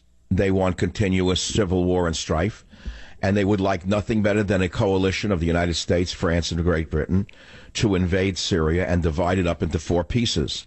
Now, I do know I'm a voice in the wilderness, and what shocks me the most is not only that the fake conservatives are for war, which, of course, flies in the face of everything they allegedly stand for. The true conservatives really understand that the number one core value of conservatism is peace, not war. But the silence of the liberal establishment has me very concerned as well. Those will be my final words. I will not talk about Comey. I will not talk about Mueller. I will talk about all the other subjects under the sun that are in the news right now. But there is no greater subject than war and peace. Go to michaelsavage.com and see where I'm coming from. Join the Savage Nation. Call now, 855-400-SAVAGE, 855-400-SAVAGE. Welcome back to the Savage Nation, hour number 3. This is Open Mic to Mike Friday. We're talking about the military trying to constrain Trump's war talk. Trump is obviously being pushed into a no-win war in Syria with Russia. And why do you think the U.S. is racing to war? Did you know that an armada of U.S. warships is steaming toward the Middle East? 12 warships, the largest U.S. strike force since the 2003 Iraq War, a war that was triggered by John Bolton's false talk of weapons of mass destruction. The same man now is pushing Trump as he mulls an attack on Syria in retaliation for an alleged chemical attack by Assad on civilians. Russia today says that they have proof that the British staged the attack to stage a war, to conduct a war, to divide Syria. Did you know that at the same time a nuclear doomsday plane has gone airborne as the war fears grow? That's right. The Boeing E-4B Night Watch, known as the Doomsday Plane, went airborne minutes after Donald Trump vowed to strike Syria early this week. The Night Watch is an airborne nuclear war command center that allows the U.S. government to maintain a chain of command in the event of a nuclear war. Do you realize what we are doing here? The military is trying to constrain Trump's war talk. The men who have seen blood do not want blood. The men who have not seen blood seem to want blood. Russia, at the same time, threatens to freeze cooperation with the United States, to restrict the export of titanium, which they have, which is crucial for U.S. aircraft maker Boeing. Do not think that this is going to end smoothly or softly. We must continue to lobby Trump to come to his senses and to not permit John Bolton and the neocons who have wrested power from him and are misadvising him, leading him to war. We do not know who launched that gas attack. And yet, as we speak, an E-4E Skyhawk is in the air. The nuclear doomsday plane is airborne. As we speak, an armada larger than that since 2003 is steaming its way toward Syria. As we speak, psychotics are calling for war, while the chief general, the number one general, head of all the military, Mattis, a man who's actually been in combat, a man who's seen blood, tasted blood, shed blood, is saying, slow down. Listen to clip 6. This is General Mattis himself. There have been a number of these attacks. In many cases, you know, we don't have troops. We're not engaged on the ground there. So I cannot tell you that we had evidence, even though we certainly had a lot of media and social media indicators that either chlorine or sarin were used. And then he goes on to say that he's afraid that this war can get out of control. Now, that doesn't stop Bolton, who's never fired a shot. He was a draft dodger while others died in his place. He doesn't care about how many of your sons might die because it'll embolden him and it will make him much bigger. He won't need platform shoes on his soul if there's a war. Do you realize how much bigger he would be if there was an actual war that went on for many months? Do you realize how much bigger Nikki Haley would be giving those big speeches at the UN? Do you know how much bigger Lindsey Graham would be providing all those armaments manufacturers by delivering to them contracts that they can only dream of? Here is the general himself, Mattis, saying what needs to be said in 2005 on the Savage Nation. There's a tactical concern that innocent people, we don't add any civilian deaths and do everything humanly possible to avoid that. We're trying to stop the murder of innocent people. But on a strategic level, it's how do we keep this from escalating out of control, if you get my drift on that. So this is a man who's been to war, who understands that wars have a way of drifting out of control, while those who have never been in war don't care if it drifts out of control. All they care about is that they have bigger parties in Washington and have more power. Jeremiah, in the Bible, wrote, "If a man put away his wife and she go from him, and become another man's, may he return unto her again. Will not that land be greatly polluted? But thou hast played the harlot with many lovers, and wouldst thou yet return to me, said the Lord? Lift up your eyes into the high hills, and see where hast thou not been lain with. By the ways hast thou sat for them, as an Arabian in the wilderness, and thou hast polluted the land with thy harlotries and with thy wickedness." Is America about to be punished because we're being ruled by evil? Didn't we have enough of evil with 8 years of Obama? I mean, we thought we had a revolution of decency for our side. And look what it's devolved into now. It was bad enough with all of this sleaziness in terms of the families in this country having to put up with this every day. The sleaziness is enough to make you puke. True or untrue, it's sleaziness. One way or the other. It's not good for the children. It's not good for the married women. It's not good for the men who are trying to remain faithful to their wives. It's disgusting. It seems as though the degenerates of Hollywood have taken over the country, savoring every gossipy little tale about dirt. That's bad enough. But now we have a nuclear doomsday plane flying over the skies, something that can stay aloft for weeks on end. It's gone airborne. The war party has taken over. Something has gone very wrong in Washington, D.C., and it could very well lead us down a hole we will regret ever going down. The morning, the president tweeted, "Russia vows to shoot down any and all missiles fired at Syria." He says, get ready, Russia, because they will be coming nice and new and smart. Now, why would he say a thing like this? Because he has a party of people around him that are pushing him to do this? Would you please notice that these terrible threats against Russia and Syria come just as John Bolton is appointed as his national security advisor and the war drums started to beat? Have you noticed that the member of the cabinet encouraging negotiations and letting the Syrian people decide what to do with Assad, Rex Tillerson, was thrown out the door weeks ago? Did you catch that? Have you seen what has happened to the world since Trump threw Tillerson into the gutter and humiliated that man, that decent man? By the way, as a side note, I think Tillerson is getting even with Trump for humiliating him. Have you noticed gasoline prices have jumped? Anyone put two and two together? Oh, you didn't think of that yet. Well, think of that now. He humiliated Rex Tillerson, threw him in the gutter by tweet, threw him out. He almost broke him publicly. Gas prices are now escalating. We're almost at war. Actions have consequences. A nation can survive its fools and even the ambitious, but it cannot survive treason from within. An enemy at the gates is less formidable, for he is known and carries his banner openly. But the traitor moves amongst those within the gate freely, his sly whispers rustling through all the alleys, heard in the very halls of government itself. For the traitor appears not a traitor. He speaks in accents familiar to his victims, and he wears their face and their arguments. He appeals to the baseness that lies deep in the hearts of all men. He rots the soul of a nation. He works secretly and unknown in the night to undermine the pillars of the city. He infects the body politic so that it can no longer resist. A murderer is less to fear. That was written in 42 BC by Roman orator and statesman Cicero. And the reason I read about the enemy within and the traitors is because we have traitors and enemies within who have hijacked our revolution, who have hijacked our ship of state, and in some way have steered Donald Trump into very dangerous territory. We know that Lindsey Graham has urged Trump to launch missiles.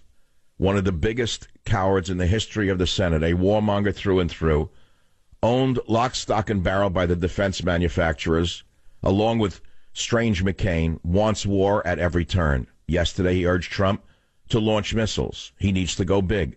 Listen to Lindsey Graham. And let me tell you something else before you listen to him.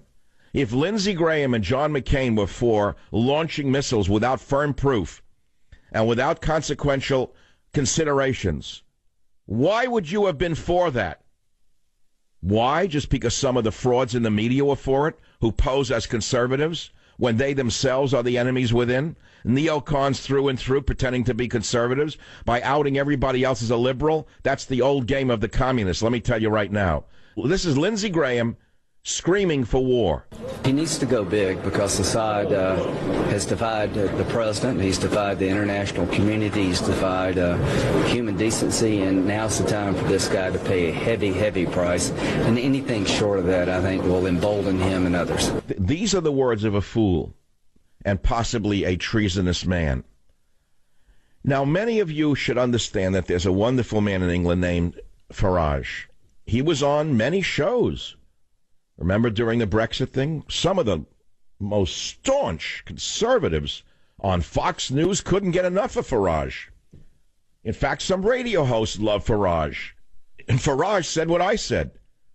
He said bombing Assad will cause chaos and help terrorists.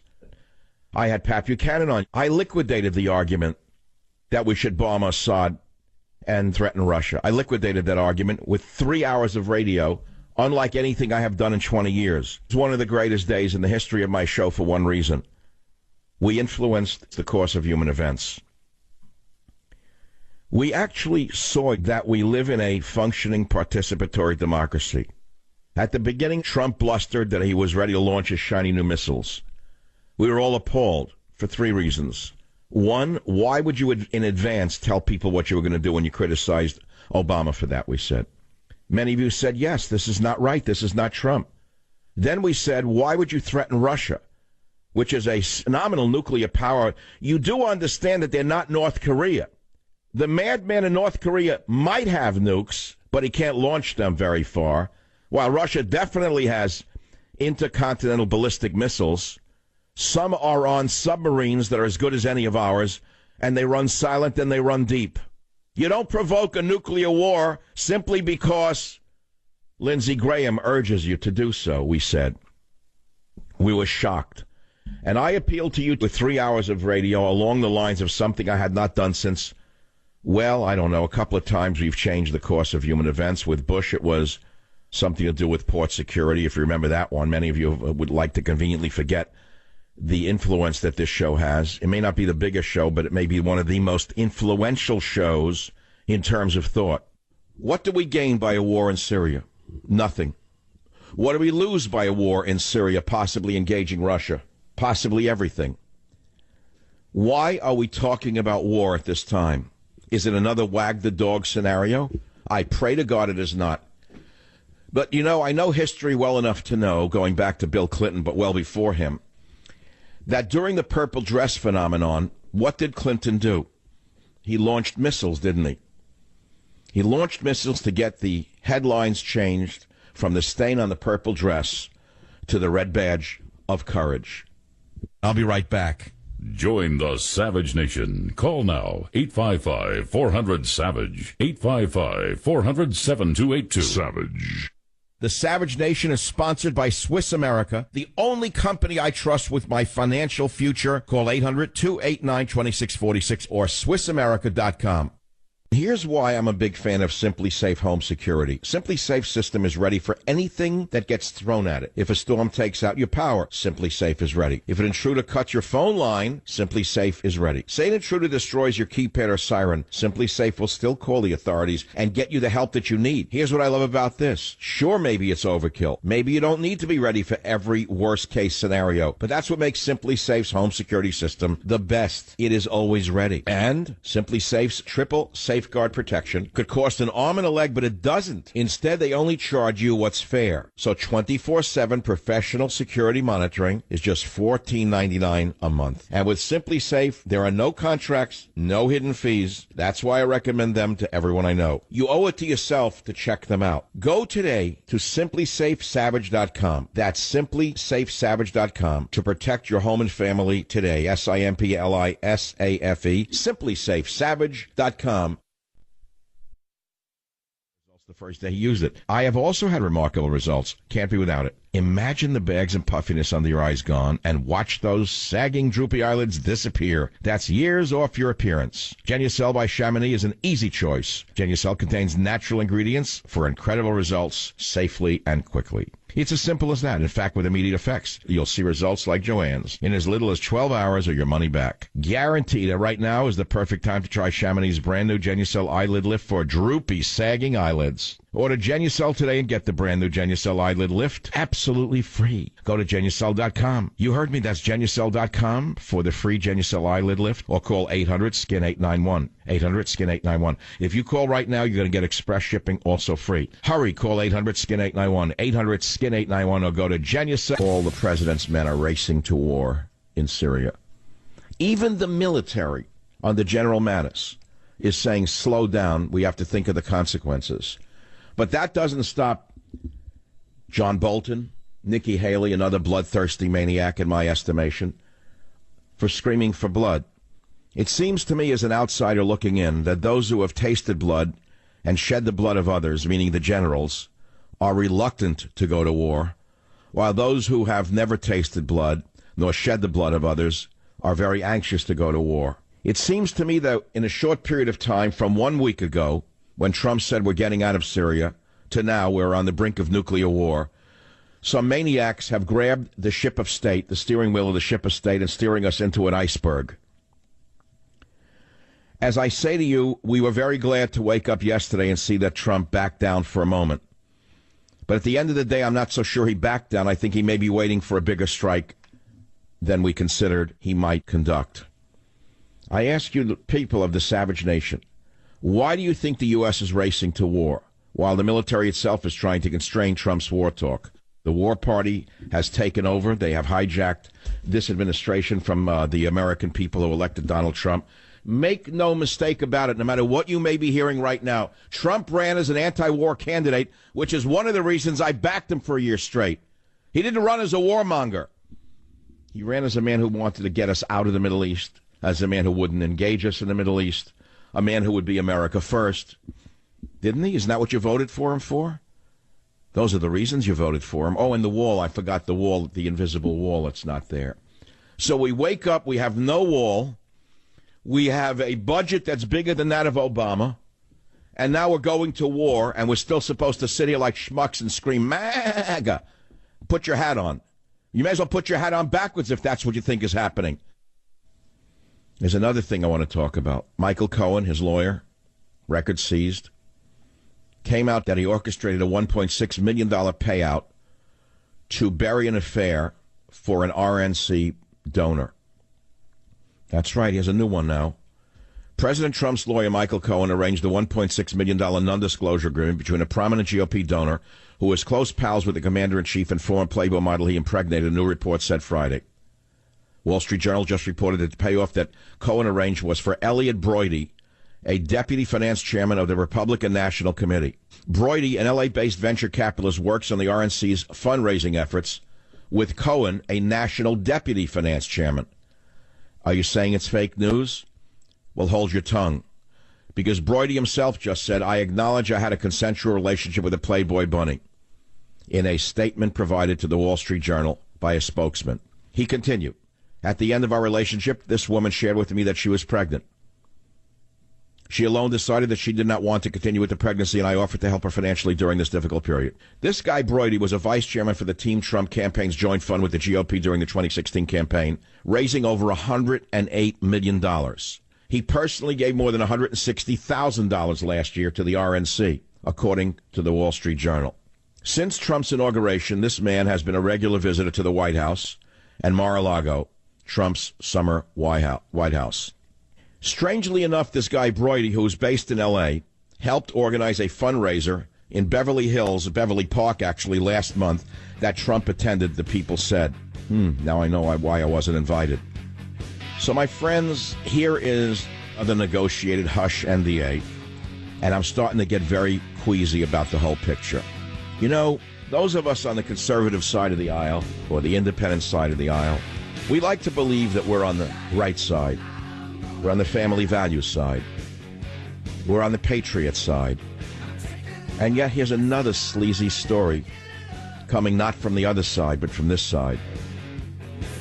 Join the Savage Nation. Call now, 855-400. Wouldn't it be great to have all the energy that you want all day long? Unfortunately, fatigue often gets in the way. You know that. It seems to get worse every year, doesn't it? And here's why. When you're 20, your body has a natural ability to maintain healthy circulation. But by the time you're 40, that ability decreases by half. That leaves you feeling tired. So what can you do to increase that youthful, natural circulation and fight fatigue? Drink Super Beets. Super Beets promotes the body's own natural ability to produce healthier circulation for increased energy and stamina all day long. Only Super Beets is made from beets grown to exacting standards, which are then concentrated into superfood crystals. So listen to me, if you want to increase your own natural energy, you go to 1-800-481-0504 or SavageLovesBeets.com. With your first order, you're going to get another 30-day supply of Super Beets free, plus indicator strips to see how Super Beets actually works for you. And you get free shipping. Call 800-481-0504, 800-481-0504, or go to SavageLovesBeets.com. Back to the Savage Nation. We have open lines at 855-407-2822. Open Mic to Mike Friday. Armada of U.S. warships steaming toward the Middle East. Trump weighs rejoining TPP. That's an amazing story. Trump actually said he'd like to rejoin the Trans-Pacific Partnership. Remember, he lobbied against it? Well, he changed on that one as well the next day with another tweet. And it's getting, I can't keep up with it anymore. First, we're going to war, and the nice new shiny missiles are flying. Then he didn't say when they'd be flying, if they'd be flying. Then he wants to rejoin TPP after talking to someone who told him to rejoin it. Then he said, I didn't mean it. I'm not rejoining it. I'm sorry, it's very hard for us to follow this. We the people. We little people can only follow so much. There's only so much chaos we can take. If you care to chime in on the country as it is today and the fact that we're on the brink of war, or are we, the phone number is 855-400-7282, or go to michaelsavage.com or follow me on Twitter. KSFO, Tom, line 7, you're up on the air. What's on your mind? Yeah, Mike, I don't think the Syrian leadership attacked their own people with chemical weapons. I personally think it was the Persian Empire, Iran, through their Hezbollah or Hamas network. They have the most to gain if gas goes to $5 a gallon. This morning, CBS News announced on your local news channel that gas prices are going to reach $5 a gallon. Yeah, they jumped all of a sudden. They were over $4 where I live out here. I know that. Yeah, when gas prices, I believe, was $5 a gallon in the Bay Area, I took pictures of. Yeah, but Saudi Arabia also benefits from increased gas prices, don't they? Yeah, you're right, Mike, and that's why I think the Persian Empire, Iran, is moving to cause these false flag attacks, and that will restore their economy. No, but your argument's saying it was done by Iran to raise gas prices, and I'm saying they're not the only ones to benefit from increased oil prices and or gas prices. So too for Saudi Arabia. So you could equally blame Saudi Arabia for this attack, couldn't you? No, because the Muslim differences between Saudi Arabia and Iran wants to gain control of that whole region of the world and unite the Catholic Church and the Muslim nation. That's the New World Order goal, and I think with them threatening Trump's family, that's why he's trying to protect his own family and play along with the New World Order group. Wait, who's threatening Trump's family? Oh, when I read that Ivanka's and his family, his son-in-law's helicopter lost the tail rotor in New York, and there was no, it was kind of mysterious what they said in the report, and I think. But why would you lay that on the Iranians? How do we know who did that, or that it wasn't just an accident? Well, I don't know, Mike. I mean, you're pretty good at analytical stuff. I like listening to your show because you do remind me of my granduncle who fought in World War II and liberated the Jews from the concentration camp and warned us as children of how these events occur and what can happen. That's why we don't actually. You see, look, this is the fog of war, and this is the fog of a pre-war. We don't know who's doing what. All we know is one thing for sure. Trump ran as an anti-war candidate, and as near as a week ago Wednesday, he was anti-war, saying we're pulling troops out of Syria. We must never forget that. All of a sudden, in comes the mustachio, Bolton, who was known to deceive Bush with the story about weapons of mass destruction and launched that horrendous mistake, and now he's there, and now we're on the verge of another war. I would say that there are secret forces around Trump right now that weren't there as near as 10 days ago. So I don't know that we have to blame Iran for this. We can blame our own inner circles who are also, not above the law and not above war. Tom, what is I got to ask you from your accent, I can't tell. What is your ethnic background? I'm from Hawaii. So you're Polynesian or Filipino Polynesian? Yeah, Polynesian from the state of Hawaii. Grew up there, and I enjoy hearing your stories of Hawaii. But it's a great place. I loved living there. I loved living in Hawaii at that time. Yeah, I do too, but you can't afford to live there geographically, being so isolated. The person. Where do you live? Where do you live now? I live in California. That's all I want to say. Just because I understand. That's a smart move. So I won't even ask you anymore, nor will I offer you a book because you won't even give us an address. I get it. No, that's okay. That's what I love about talk radio. It's rather an anonymous phenomenon. The difference is that you can't be a coward and just send a tweet and hide behind a tweet. You have to actually call a phone number, and then you have to say what you want to say, and then you have to put up with the consequences of it by people hearing you. So that's the beauty of talk radio. WFJX in Virginia. Errol on line 4. You're live on the Savage Nation. What's on your mind?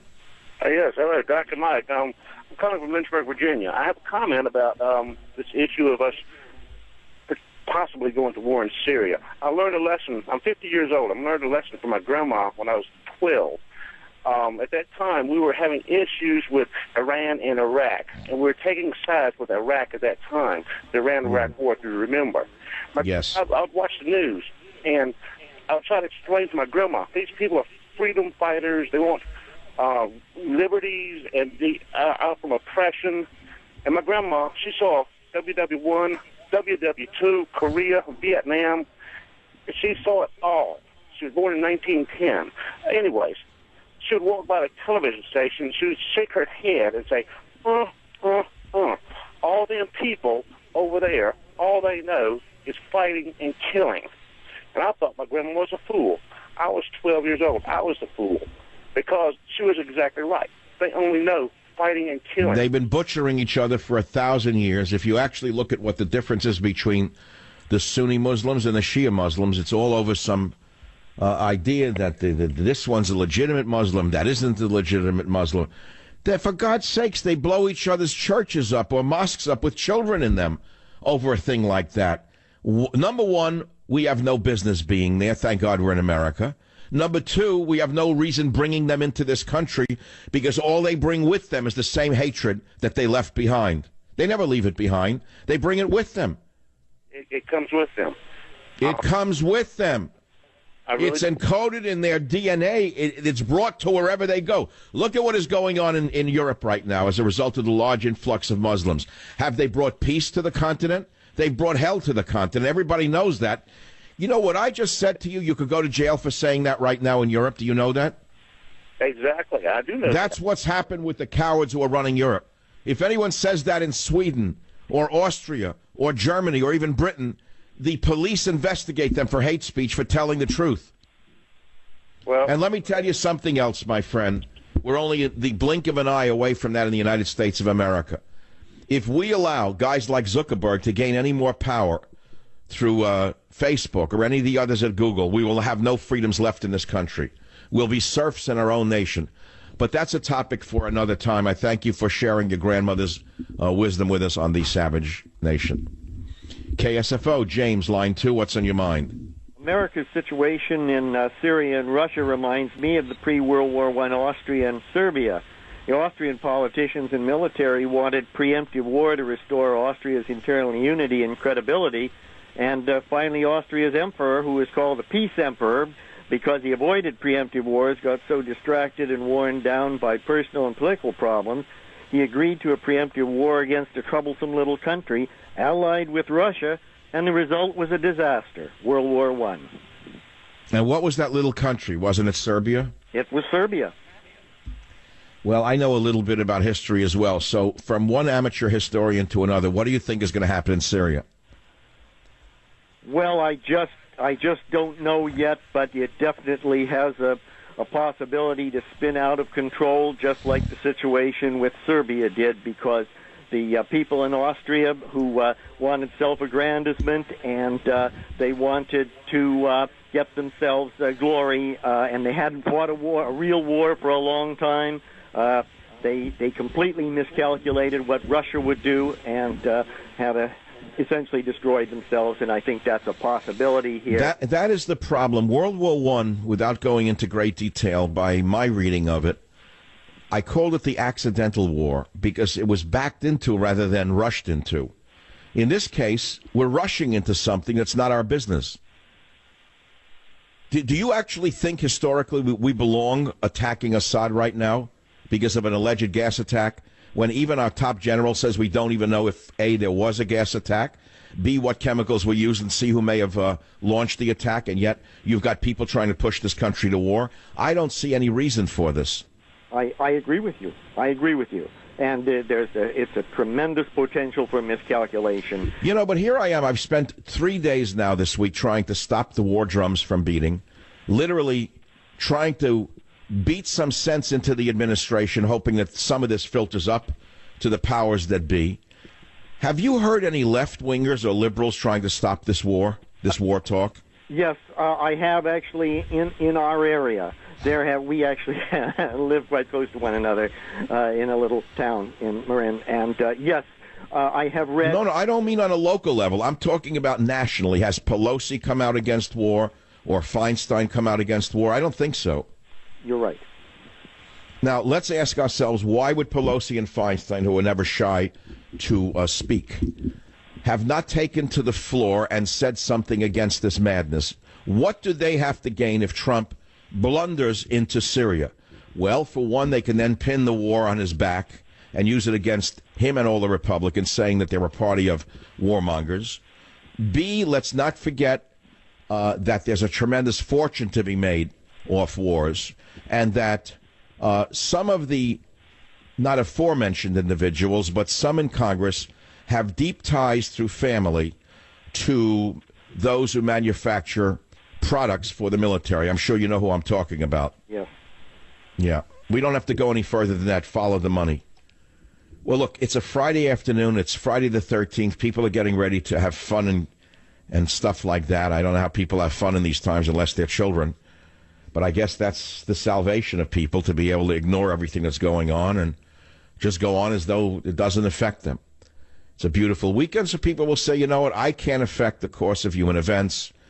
I don't care if there's a war as long as it doesn't affect me, and it probably won't, because, A, there's no draft.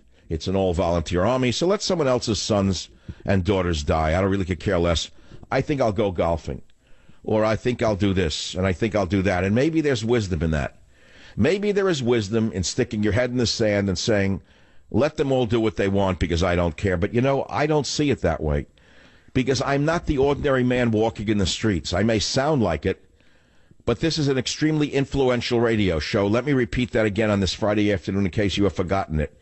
It may not be the largest in terms of numbers, but it may be one of the most important in terms of content and who listens to it. And I have influenced an election. It was called Donald Trump. And I have influenced others on this radio show, whether it was the Dubai port deal being stopped or other events of extreme consequence. And I have spent 3 days this week appealing to Donald Trump to not permit the warmongers around him to bring us to disaster. When I come back, we'll conclude with you on the Savage Nation. Be here or be nowhere. Join the Savage Nation. Call now, 855-400-SAVAGE, 855-400-7282. Savage. The Savage Nation is sponsored by Swiss America. And instead of asking him questions about matters of diplomacy or matters of war, you have a man who the Democrats say could be president named Cory Booker, who asks questions that have no bearing whatsoever on being Secretary of State, and yet he still wants to be president. I think you need to hear Cory Booker grilling Pompeo on not war, not peace, but on gay marriage. Listen to clip 11. Is being gay a perversion? Senator, I when I was a politician, I had a very clear view on whether it was appropriate for two same-sex persons to marry. I stand by that. So you do not believe it's appropriate for two gay people to marry? Senator, I continue to hold that view. Okay, go on to that. Now, wait, you got to understand who Cory Booker is. He's being upheld on a pedestal now as some great intellect of the Democrat Party who could be president, which is ludicrous. But here he is now showing himself to be mentally unfit to even be what he is. Listen to 12. Do you believe that gay sex is a perversion? Yes or no? Senator, if I can... yes or no, sir? Do you believe that gay sex is a perversion? Because that's what you said here in one of your speeches. Yes or no? Do you believe gay sex is a perversion? Senator, I'm going to give you the same answer I just gave you previously. My respect for every individual, regardless of their sexual orientation, is the same. Cory Booker just threw his chances out the window because, to be honest with you, Pompeo is not running to be the head of gay rights or of gay issues in the United States of America. Pompeo is running to be Secretary of State. Now, aside from the fact that Cory Booker made a fool of himself by bringing in an issue that has nothing to do with the Secretary of State's position, it is worrisome right now because he could be the first Secretary of State nominee to receive an unfavorable committee vote since 1925. I was reading this recently, and I was shocked to find that even Republican Rand Paul told CNN that the hearing on Pompeo really solidified his opposition to Pompeo. Further, Democratic Senators Tim Kaine and Jeanne Shaheen, who sit on the panel and back Pompeo's nomination to be CIA director, say they are harboring concerns with the nominee, a clear signal that they may vote against him. It's very worrisome because Pompeo is a fine American, a loyal American, a brave American who should be easily confirmed if we were not living in insane times. But again, before the show comes to an end, the big topics are not politics as usual, but war and peace in the United States of America and in the world. I stand totally opposed to any furtherance of our involvement in the Middle East at this time. I also stand by Donald Trump's desire to withdraw us from the Middle East, as stated by him as near as 10 days ago. He was turned 180 by some forces of evil inside his own inner circle. And as far as the gas attack, the head general, Mattis, says, A, we don't know who did it, and B, he's afraid of the consequences of a war. Isn't it odd that he is the most liberal of all of them?